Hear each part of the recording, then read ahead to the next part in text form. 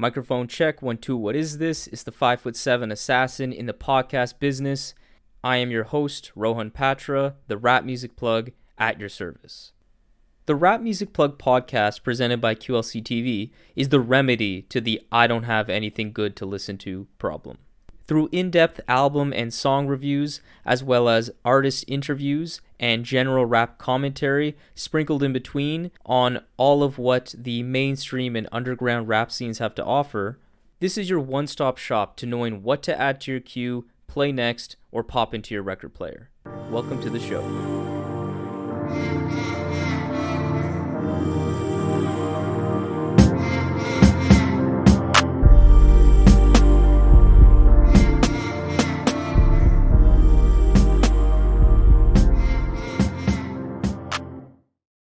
What is up, family?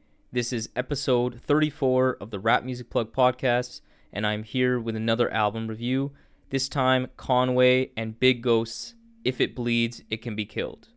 Starting with Big Ghost, the producer, he actually started off as a very satirical, very, very funny online hip-hop blogger, as he ripped to shreds some early Drake work that got him a lot of notoriety, and overall just came off as a very charismatic internet personality that very much valued the old school, dusty hip-hop sound.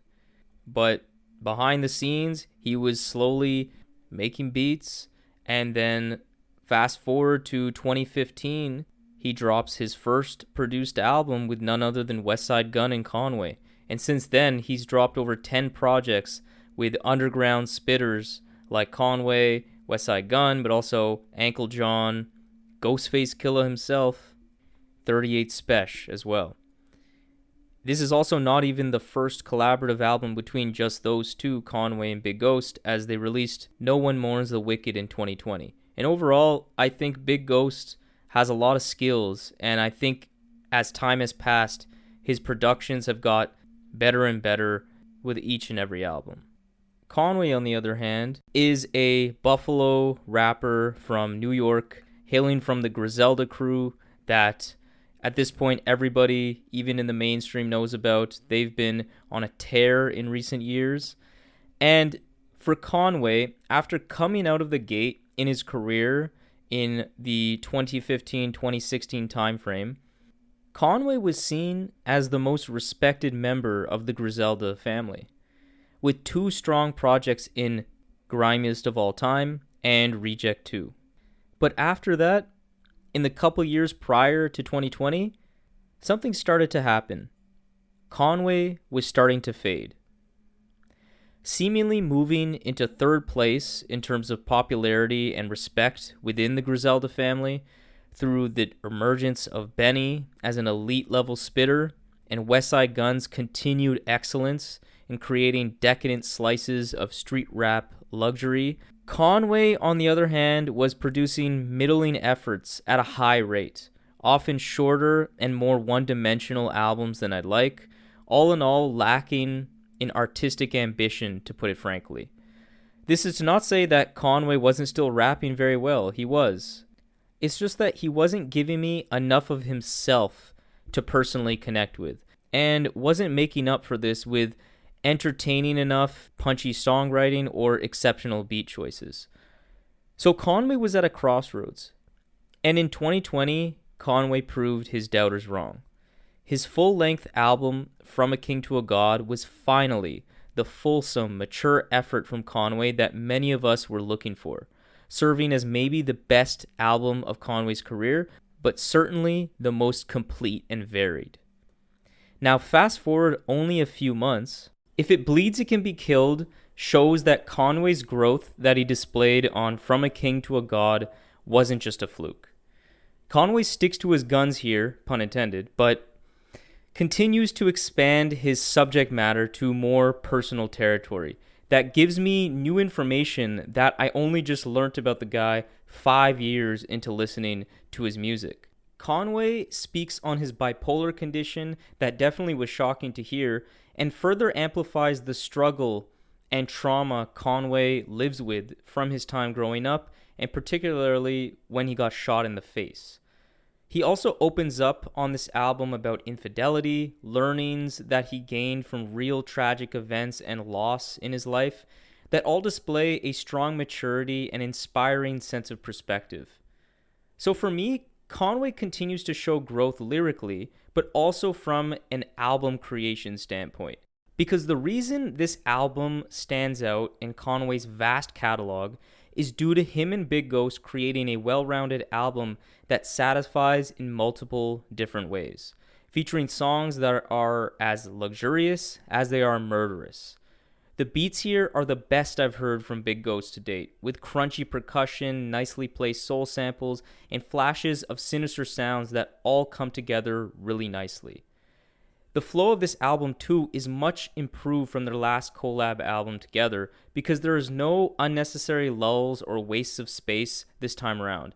There aren't any overly long skits or outro-style songs littered throughout in odd spots that made the album that they previously made feel a bit disjointed. Instead, we get 30 minutes of Conway in peak form with production that matches his talent, all in a neat, trim package. All killer, no filler. I appreciate how on this album, Conway and Ghost try to do some new things.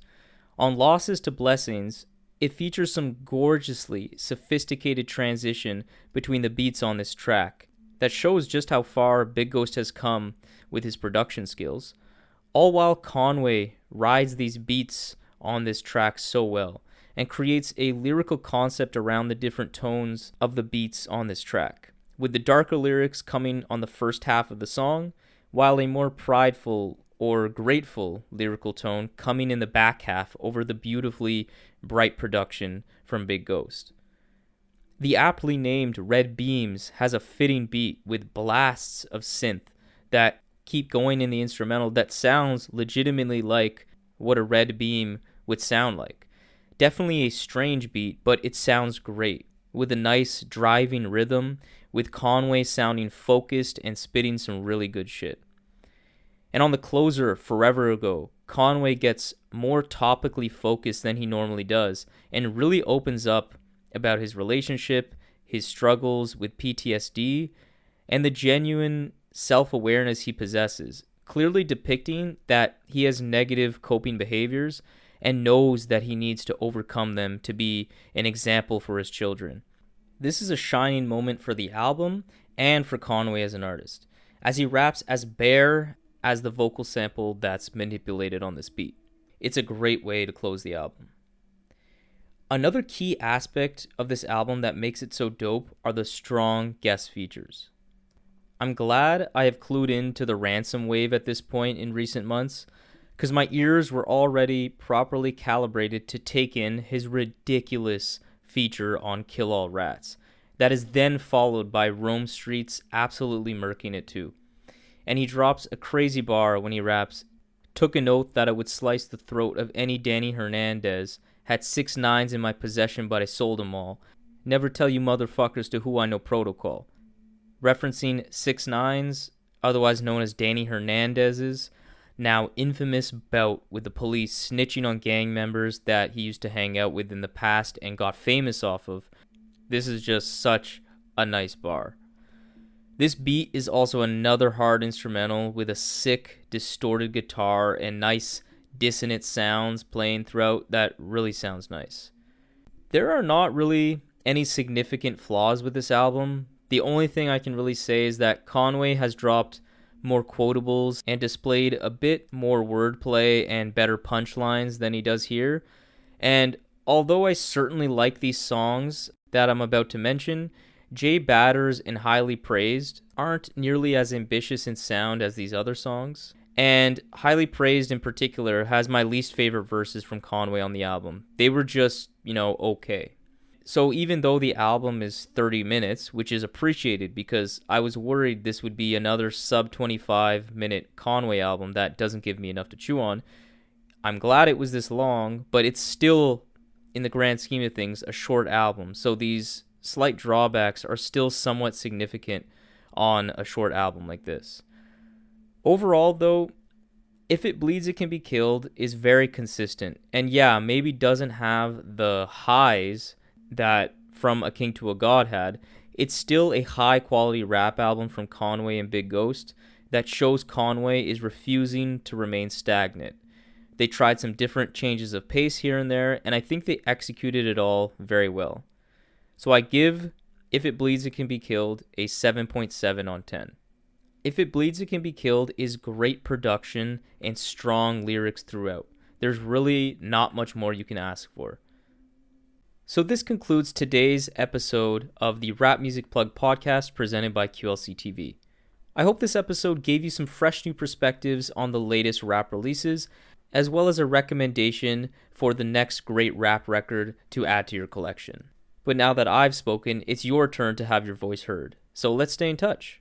Follow me on Instagram and Twitter at Rohview, ROHVIEW, to connect with me on a personal level, where you'll be able to interact with my thoughts and perspectives on music, surely, but also on politics and sports as well.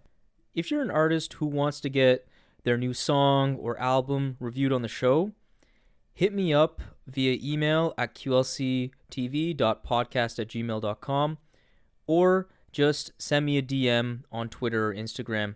I would love to give you public feedback through a review or private feedback if that's what you'd prefer.